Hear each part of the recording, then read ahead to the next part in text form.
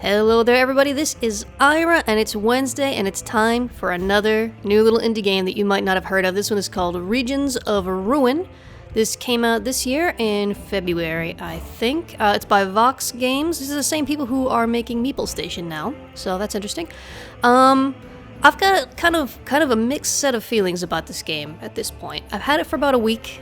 And usually I'll load up a game that I get for a review and I'll play it for a couple minutes just to make sure everything works, and then I'll just shut down and do kind of a first impressions video when I'm ready to do so. But this time, I've been playing this game a bit. In the week that I've had it, I think I've played this game for 11 hours. And that might not sound like a lot to some of you guys. But to me, I mean, I might play a game for 2 or 3 hours in a week, so playing a game for 11 hours is a lot for me. And so I'm probably about 2/3 of the way through the game, I think. And I have very different feelings about the start of the game versus the kind of mid to late game. So what we're going to do, first we're going to look at the options as we always do. It's very important. There's a controller gamepad support in this. I tried to use the gamepad though, and I found it very, very awkward and very clunky. So I'm going with mouse and keyboard. Slow motion camera throw aiming. Actually, I can turn that off. I don't know what the slow motion does. Actually, I think I do know what the slow motion does. I'll leave that on for now. Difficulty, I've just put it on human, which is the default. I think this is kind of normal difficulty. And you can change the difficulty at any time. But I think basically changing the difficulty just kind of changes the numbers, just changes how many points things have and how many points of damage they do, so it's not that big a deal. Got all the info on, and you can change the key bindings. It's a little bit rough looking, and I also have to say some of the text in this game is really small, which is not the best. I find this screen to be really confusing, and I still haven't quite been able to figure everything out, but you can see you can move with WASD, W being jump, and S being kind of going down ladders and stuff. Nav movement, I think this is navigating menus and stuff. It's very confusing. And then general, which is where most of the stuff is, and actually not everything is on here. And one of the things that's missing is the quick save and quick load buttons. You can't remap those. And I will have something to say about the quick save and quick load later on when I show you my kind of more advanced save. But anyway, there's some control here, which is good. It's certainly better than nothing. So to start with, I'm going to start a new game at the regular human difficulty. No thank you to the gamepad. A mouse or keyboard for combat. Mouse, I guess. So there's a little story here. I'm just going to click through it real quick. If you guys want to pause and read it, you go ahead. But basically, there was a big war. The humans are gone. And the dwarfs have come up to the surface to kind of try to reclaim everything. So the world's basically just been wrecked by goblins and orcs and stuff. And so we're starting out here. I think we have a little tutorial to start with. So he says, use E to interact with scenery and talk. I'm going to read the text because I think it might be too small for some of you guys to read, and I don't see any way to change the size, which is a shame. Your caravan leader seems to be in trouble. So this is one of the things I find a little finicky. Right now there's only one person for me to talk to, so this is easy. But when there are multiple people close together, it can be hard to target the one you want. Seems my wheel is broken off my wagon, I'll need some wood to get it fixed. Now you can chat about all kinds of things, but I'm just going to get the quest, which is always the second one, wood. I'll need about 10 wood to get it back up and on its feet. You might be able to find some around here. Now, you might expect, as I did, that you're going to be chopping down trees, because this looks a little bit kind of like Terraria-ish kind of stuff. Use E to retrieve items from this chest and weapon rack. Press E again to get items off the ground. Yeah, okay. So, or you could just hit it. Oops. See, I was just trying to pick that up, but it also interacted with him. There's no kind of distinguishing. Sometimes you'll be inside a building, and E will make you go through the door, but you also need to press E to pick stuff up on the ground, and then it's impossible to pick certain things up. So, I'm just gonna pick up. Yeah. I know. I know what I'm doing, folks. Left mouse button to attack. Right mouse button to power hit. Hold left shift to shield. So you gotta hold left shift. Now, the start of the game is really, really intriguing, I feel like. I really enjoy the start of the game. Yeah, there's an enemy. I know. Here's my inventory. All I've got is this wooden buckler and this short axe. This is all I have for weapons. There's a whole skill tree and leveling system and a journal with all the information, which I almost never look at. But this right here is a goblin. and I gotta go fight him. It's a pretty simple dichotomous good-evil system. The goblins are bad, right? And so to start off with, okay, this is explaining the combat system right in the middle of combat. To start off with, combat is kind of exciting. Oh, if you hit somebody's shield, then you get knocked back. Oh, I've been wounded. He got me. I'm holding up my shield the whole time. I need to wait until he's flashing red. That means he's getting ready to do a power attack. Now, unfortunately, my shield isn't blocking that much damage. And I am a weenie. To start off with, you are quite the weenie. Okay, so I killed the first goblin. I'm hurt pretty bad. I get a cut waist and a ruptured gallbladder, feeling slightly battered. Your hit points will recover over time, but injuries will not, and you need to, I don't suppose you can heal me up? No, this guy, I don't have a healer yet. Alright, so I just gotta keep going and hope I don't die. So, you can also kill the rabbits and break stuff to get all the resources that are in here. So, oh, there's some armor, leather vest, very nice. So to start off with, you're really, really weak. And it's very easy to get killed. And I'm gonna hold my shield up to block arrows. Okay, yeah, I know all this. I know all this. Oh, no. Okay, I'm pressing space to dash, by the way. I have no chance of surviving here. To start off with, you are just completely helpless, and it's almost impossible to survive combat because your armor does very little. If you get hit with a projectile, it just wrecks you, and it's hard to get a hit in without getting hit because you have to lower your shield to hit. Okay, I got that guy. Let's get this guy. Okay, killed him. Battle axe. This is a heavy item, I think. And it won't let me open my inventory. Why not? Won't let me open my inventory. Okay. C button toggles sneaking, and sneaking is really cool in the early game. Unfortunately, it becomes kind of useless later. But basically, if you're on your own, and you sneak, and the enemy is facing the other way, they will not detect you coming. And then you can just do a power attack on their back and backstab them. Kaboom! Unfortunately, if the enemy is facing you and you're not hiding behind something like, yeah, I know, hiding behind like crates or something, then they will see you. And they don't move. Stay right here. Hidden. Shut up, I'm hidden. And kablow! Bet you didn't see that coming. I press C again to end sneaking. You don't have to hold it down or anything. Now, I can open this cage and rescue this dwarf. He's gonna heal me up, I'm gonna save you, and you're gonna become part of my colony, so... we're gonna loot all the stuff. Now this game suffers from kind of, the kind of loot that a lot of games, especially open world games, suffer from, where there's just too much stuff. So now I've gotta go all the way back. Break these open. A little bit of wood. Usually they have food in them and stuff. All these resources are used to build up your town. So, blah, blah, blah, blah, blah. There's a lot of tutorial to start. It's important to start, of course, when you're playing for the first time, but right now I already know what I'm doing. So, yes, I found the wood. Take the wood, and now... Give me some cash money, thank you very much. And now... we head west, we find a good spot to build our little town. So part of this game is kind of a city builder. A little bit. It looks a little bit like... Go away. It looks a little bit like, thank you. Kingdom. It's definitely compared to that, where you're building up a town and stuff, but it's also quite different. So if somebody has an exclamation point, yellow exclamation point, we all know what that is. First, I'm going to press P and level up. So yeah, that's an explanation of what things do. The text is so tiny, but we got strength, dexterity, and constitution. To start off with, I'm going to go with constitution, get some more hit points. And then you have all of these different skills that you can level up. So it's got a little bit of kind of ARPG in it as well.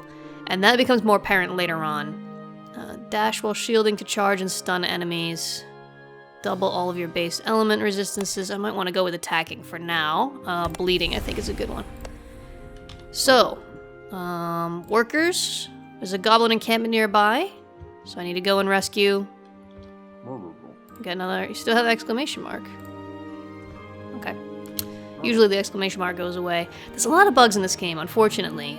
Some of it feels really quite unfinished, which is a shame. Storage tent. So I need a first you need a campfire. That's the first thing you make. You can upgrade it with materials, but we don't have materials for that yet. And as we move from side to side, we should find spaces for... Oh, I might have to leave this area and come back to build the second. The second building you build is a storage hut, which increases the amount of resources that you can store. So, now we're going to press M, and we're going to go to the map. And I love this part of the game. At the very start, like this is a whole empty map, and you need to explore to find locations, and you need to go out and find resources, and you very slowly and gradually build up your town. I think the early game is awesome. So even though that marker was there, by the way, you have to explore the area to actually unlock it. And we can explore some more. We've got 18 more food. And we can find more areas nearby. Alright, so we've got a quest here. Caravan Master suspects a goblin encampment is not far from our settlement. By the way, I want you to take a look down in the corner here. You see that my armor is turning yellow. That means it's in danger of breaking. It'll turn red and then it'll be gone. And until I get a blacksmith, I can't repair it. So the early game is really, really tough. As you're trying to survive and trying to scrape together the bare necessities that you need. Also, every time you go to a new area, you have this little loading screen, which I don't like. It's cool the first few times, but it gets old just real fast. Here's some food. Thank you. So, there's goblins here. Remember to save your game. Okay. F5 to quick save and F8 to quick load. By the way, they never tell you that again, which is why I have a problem with it not being in the controls menu, because if you don't remember F5 and F8, you can't do it.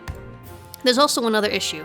If I try to quick save now, I get this message. Quick save will save your game to the last slot you've used. You need to either save or load a game first. You cannot overwrite the autosave file. Fair enough. So I have to save here. We'll call this Let's Play. Confirm. And now when I press F5, it'll save to that file. However, if I load a saved game, which you'll see me do in a little bit, then I still can't quick save until I have manually saved to that slot. It doesn't, it still tries to quick save to the autosave file, even if you're loading a specific save game. So I don't like that. So I'm gonna sneak up on this guy and backstab the crap out of him. And then I'm gonna be in trouble because the other guys can see me. And I don't really think I have a way of sneaking up on them, so I'm gonna have to, like, kite this guy away. Get him over here. Hold up my shield. Wait till he's red. So when someone's red, it means they're charging up a, Oh! Oh no. They're charging up a power attack, which you can interrupt by hitting them with a quick attack. But they might still hit you, as this guy did. Got a lacerated neck. Oh no. By the way, if you haven't noticed it yet, and if you haven't noticed it yet, you're probably not going to get it anyway. There's a lot of Dwarf Fortress references in this game, which I like. I love Dwarf Fortress. I've been playing Dwarf Fortress for 11 years. Shield is damaged. Can no longer use it until it's repaired. Crap. That's gonna be an issue. Okay, let's save this guy. So I don't have a shield now. I don't have a way to get a new one. Getting out of here. Okay, he's gonna go and join our settlement now. I'm gonna just break all the stuff. Collect everything here. Leather cap. Take that, thank you very much. Break these barricades, you get a couple coins or something. And that's it. That's it for this area. So now we head back home. Oh, now we've got a worker. And all the locations that you clear of enemies, you can then send workers there to harvest resources, which you can then use to build new buildings. So it's a very cool little game loop to start off with. And I think I might leave it at that for the early game. I think you guys get the idea. Yeah. Skills. Let's have a blacksmith. Okay. So he's giving me a location of a blacksmith, which is very important. You need to heal me up. And you want me to make a storage tent. So you can see now we've got more places where we can build something. But we don't have the leather for storage tents, so we gotta find a location where we can get leather and then go harvest it and things like that. So, quick save that one. That's the early game. And it's very gradual, and it's very challenging, and it's very interesting, and I like it very much. Once we get to the mid to late game, now the save that I'm about to open up is I think it's about 2/3 of the way through the game. It gets real grindy. Load it up. This is my settlement. By the way, you saw me just load that. If I press F5 now... Oh, now it is working. Okay. So maybe if you load a game from within the game, it works. But if you load it from the main menu, it doesn't work. So, see all these people following me. And all these buildings I have. I built all of these from scratch. They're all fully upgraded. But I've still got... This is the same location, actually. This is the caravan leader, and here's the healer. Here's my blacksmith.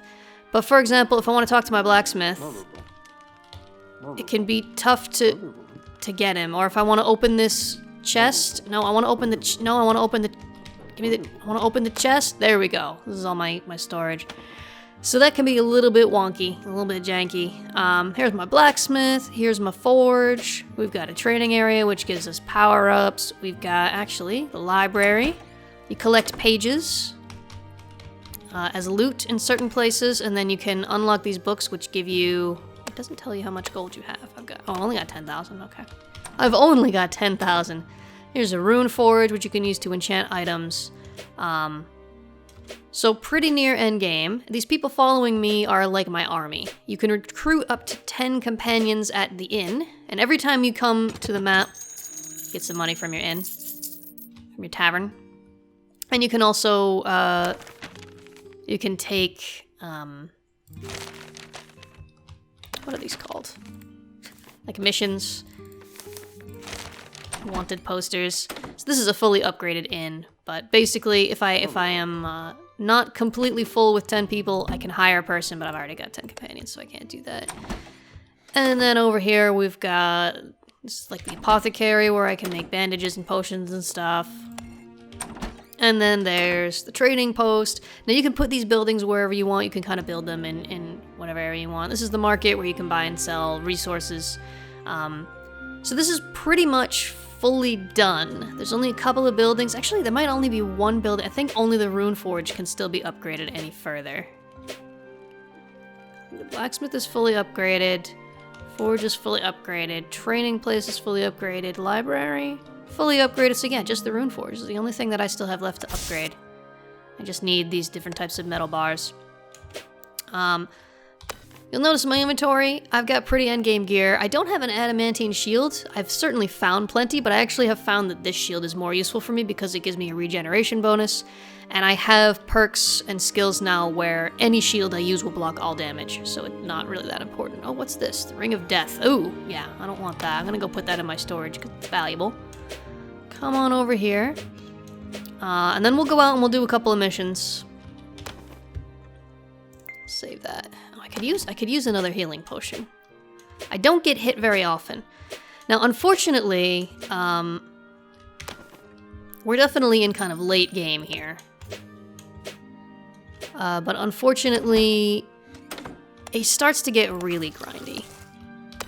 I'll deal with selling off the other stuff later. So we'll save where we are now. Oop.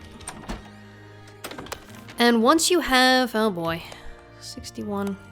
I got 61 workers. I've just got so much of everything. This is the map. It's pretty much fully uncovered, I think. And anything that's flashing is where there's a quest. Some of them I still haven't figured out how to do them. There are some of these areas that are kind of little puzzles, and you have to find runes and stuff, and then you have to light up the runes in the right order. Most of them are just little combat encounters. You just clear out all the enemies. And then there's these ones, which are sort of like tower defense kind of things, where you wave after wave of enemy comes at you, and you just have to survive till the end. let's just pick a random location here. Some of them are just unique and they have little fun story elements and stuff, which is cool. But the basic gameplay loop, for the most part, is... I found that the easiest way to do it, the most efficient way, is to give yourself as much defense as possible, to give yourself lots of defense skills. All the ones that have a white border are bought. This perk right here, block 100% of damage when shielding, but move much slower, but it doesn't matter because I don't need to move fast. And then just fill your party up with ranged people. Oh, there might not be any enemies here. This might be one of the puzzle ones. Yeah, okay. So they just follow me around. You'll see them in action soon. I'll come back to this one actually. Let's go to kind of one of the regular combat ones. And as you notice, every single time you go to a new area, there's this loading screen, which I find very annoying. Because when you find a puzzle one, where you have to put the runes in the right order, usually the order that you need is in another map area. And since they're not really labeled, if you don't remember exactly where it was, you have to go from area to area to area to area to area, and it takes a really long time for them all to load. So now you guys are going to see the combat, and it's... well, you'll see. There's some orcs, here's my people... and that's it. That's pretty much it. That's pretty much how it is. Once you've got this kind of endgame equipment, you just take your entourage and you just blow your way through. Area cleared. Done. Here's another worker. Just take a quick look through, see if there's any loot to be grabbed. At this point, the loot is more work than anything. Like, I want the food because I can't find any more, like, farm areas where I can harvest food from. But as for the equipment, it's just kind of like, yeah, I'm just gonna sell it. And your inventory fills up really fast. And these little coins aren't worth very much. So there we go, that one's done. We get a new worker. There you go. And like 90% of these are just that. And so the challenge is gone, and it's just kind of tedious. And then there are some areas that are more challenging. I haven't been to these ones that are still gray. I have not been there yet, so it may get more interesting. I haven't reached the end of the game. I don't want to declare that the end game is boring or anything. It might get more interesting again. Certainly the mid to late game gets very tedious. These mountains right here, you'll notice this one is still black. Black means it's not cleared yet. There's still an enemy in there. And the enemies in here are suddenly... like, all the areas around these mountains that I've been to just have standard enemies.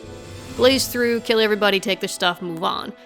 But in here, the enemies have so many hit points and so much defense, and they do so much damage, that, like, it takes forever to kill one of them. And in the meantime, they manage to pick off some of my guys. And it doesn't seem like there's any strategy to beating them. It seems like you just have to keep grinding your way through. The other challenge is these are underground levels, and unfortunately, the AI of your companions is basically non-existent. I'll show you what I mean here. I have them set to follow me. So I've already cleared out part of this area, right? These are the little mushroom men, by the way. This is another Dwarf Fortress reference. You can actually, sometimes you can kill them and you can get food from them.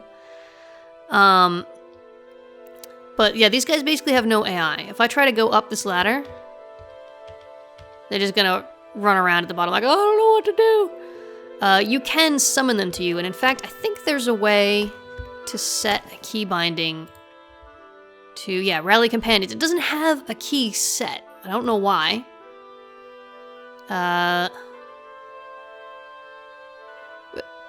That's a really weird way to do it. I just want to set a key. I was reading the text and then it was let's see, rally companions, how about just R? There we go. Rally companions are. And I can't hit escape to leave this menu. I have to click done. By the way, that's another little kind of unpolished thing is when you're in a menu, when you click something, it also clicks out here, so which is attack. It's a bit odd. So if I press R, my people will teleport to me, which is good, unless they're already involved in combat. If they're already attacking something, they won't come to me. Yeah, we lost one. And that's an issue, because sometimes they will see something within their range, and they'll just start firing at it. They don't have any pathfinding or anything. They'll just start firing in a straight line. And if there's a wall between them and the enemy, they won't be doing any damage. They'll stop following me, and I won't be able to summon them to me. So they'll just be stuck there until I go and manually kill that guy myself. Which is a bit annoying. So here's And this is, I'm actually gonna set these guys not to follow me anymore because they're just running around being idiots. This is something I dislike. All the good guys are light-skinned, and the bad guys have various colored skins, and the worst guys are black. And it's just like, you know, I know that traditionally that's been kind of a shorthand. Light is good and dark is bad, but can we, like, it's 2018. Like, really? You couldn't have picked a different color, you couldn't have made the good guys more diverse. It's just like, come on, you know? Just, come on. Now this guy's facing the other way so I could sneak up on him, but this guy is not. So I'm gonna have to come up here and summon my people, and hold up my shield and hope that they don't get killed. And you guys will see how just absurd these things are. And, well, we'll see how it goes. We'll see how it goes. So I'll press R, summon my people. They're all gonna start firing, and you see the frame rate go bye-bye. Very, very, very poor frame rate when you start attacking a lot, and there's a lot of combat. I don't really understand why. At least we seem to be okay, that guy's finally dead. Usually it's like 3 fireballs and an enemy is dead. But these guys have so many hit points that it just takes ages. That guy's face, can I? Is that guy? Oh no, that guy's facing me. Okay. So, what I'll do. Alright. Call my people over, have them attack. Oh, the frames. My frames are gone. Okay, they're dead. Wow. My people have actually gotten stronger. But by the way, there's another bug here. You see this? They're kind of glowing. This happens sometimes if they're not set to follow me. The lighting effects from the spells will just kind of get stuck. So, I'm gonna have them follow me for now. Oh, lighting effects are stuck anyway and they're all semi-transparent. See if we can take out this guy up here. Take care of this guy. Maybe we'll clear out this whole area. I'm curious what resource is hidden in this, no, it's not everybody. No, there's one more guy. One more guy, get him, boys. They are all boys. This one's got a real strong shield. This is one of the ones that, like, is a real pain to kill. Let's see how long it takes with all these fireballs. There we go, area cleared. All right, you guys go back to wait mode because it's just bothering me. Let's see what's up here in the golden chest. We got some great elite gear. How does it compare to what I already have? And this is one of the problems, is that I got this gear like after 4 hours of playing. You get it really early. It's a little bit too easy to find. Oh, I might wear that one. It's a little bit too easy to find really, really high level gear. And then you don't really need any more. And you just kind of blaze through the rest. And the only reason it takes so much time is because it's so kind of grindy. Yeah, looks like this one is objectively better. Kaboom! Give me the food. Give me those apples. I don't care about the money, I want the apples. They've also got, let's see, there's some chests here. I saw a rune forge here. I can't use it. Okay, what's this? Garrett's settlement, the first dwarven colony above the Great Expanse. Interesting. We'll grab that. So there's something in here. More plate armor. What I got is better. So this is basically the gameplay loop. As I said, at the start, really fun. Absolutely love it. At this point, I'm kind of less motivated to keep playing because it's just like, it's the same every time. It kind of, they drag it on too long by making it too grindy. My workers have cleared out another area. So what was here? What resources here? Nothing special? I thought there'd be like adamantine here or something. I have found places where you can mine adamantine. Maybe it's this one. Maybe there's just a really large amount of ore, which you can then transform into adamantine later. But anyway, that's the general gist of it. There's some good jokes in there. There's some great Dwarf Fortress references. But basically, it's a gameplay loop of go to the place, clear out the place, or solve the puzzle, take all the stuff, build up your settlement, and then just keep going until you've cleared out the whole map. I probably will finish it just because I feel like I've gotten like 2/3 or so of the way through, and I just kind of want to see it through to the end. And I'm curious, you know, there is some story in here. You have to do a little bit of work to read the story. You know, like go into your journal or go into the compendium. History of Dwarven Kin. Like, there's a lot of... Every time you pick up a page, you get more of this kind of lore, which is cool. And, so yeah, I mean, it's fun. It's fun, but it also has quite a few problems, and it is very grindy. So, if you're a fan of games like, Diablo or Path of Exile, where they have that kind of very grindy gameplay loop of go kill all the guys, get the loot, upgrade your stuff, upgrade your points, then this might be a great game for you, combined with kind of a little bit of city building. It's very, very minor, as you see. I mean, this is all pretty much topped out at this point. There's not really anything else to do from here. But that's basically it. You gotta save the world. You gotta reclaim it from the evil goblins and orcs and things. And, there are also, like, there's some kind of Dwarf Fortress in-jokes of, like, you have to... Somebody wants you to go and kill the dwarfs that have decided to live in harmony with nature. Again, if you're a Dwarf Fortress player, you'll get more out of this. Get over here, rabbit! Than, if you're not. A lot of the jokes are very Dwarf Fortress-centric. But, yeah, this, by the way, I rescued this guy. He was being interrogated. And he asked me, like, please let me go. I don't want to hurt anybody. I'll answer all your questions. And then he came and joined my settlement, which is pretty cool. Anyway, that's Regions Ruin. So, you know, you can form your own opinion about it. It's definitely not going to be for everybody, but I think some people will really have a good time with it. And you know, for all its problems and for all its grind, I have been enjoying it for the most part. So there's that. There's that. Thank you very much for watching, you guys, and I'm going to see you in the next one. Bye!